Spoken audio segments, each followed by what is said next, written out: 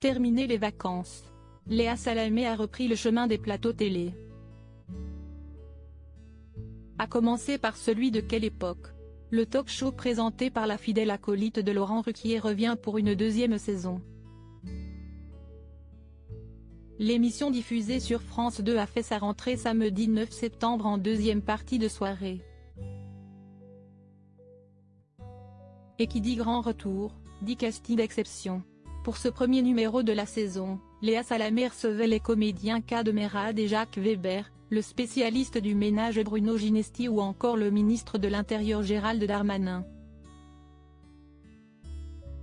L'animatrice née à Beyrouth a eu l'occasion de se confier sur l'homme politique français au micro de Télévision Magazine. Léa Salamé a d'abord reconnu avoir été agréablement surprise par l'attitude du ministre. On a eu un très bon Gérald Darmanin. J'ai eu beaucoup de réactions de gens qui disaient qu'ils ne l'avaient jamais vu comme ça.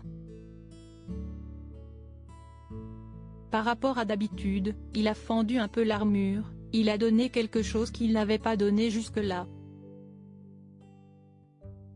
A-t-elle expliqué. Mais la tête d'affiche de l'émission est restée sur sa fin. Mon seul regret est que j'aurais aimé qu'un invité lui apporte plus de contradictions comme ça a pu avoir lieu sur d'autres émissions. Il n'y a pas eu un moment avec Darmanin et un autre invité. A-t-elle confié. Gérald Darmanin, François Hollande. Ces politiques dont la vie privée a été chamboulée en 2022. Les vacances de Léa Salamé avant de reprendre place sur le plateau de Quelle époque. Léa Salamé s'est accordé des vacances bien méritées avec son compagnon le député européen Raphaël Glucksmann. Après avoir participé à la présentation de la grille de rentrée de France Télévisions, la journaliste a posé bagages sur l'île de Beauté. En 2019, auprès de Corse Matin, Léa Salamé avait révélé avoir pour habitude de se rendre en Corse depuis sa rencontre avec son bien-aimé, la Corse. Je l'ai découverte par amour.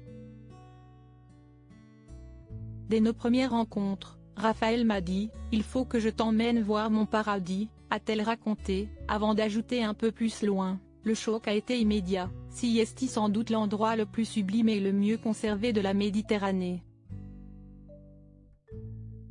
La minéralité, l'âpreté, la violence même, de la nature me désarçonnent à chaque fois. » Sur la route de Marinka, nous nous arrêtons régulièrement, juste pour regarder en silence. Un horizon et un environnement qui ont assuré à la journaliste et à son compagnon une déconnexion et un dépaysement total avant la rentrée.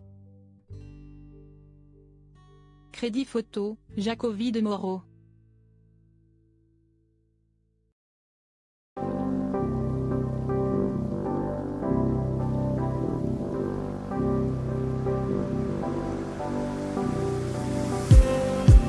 Just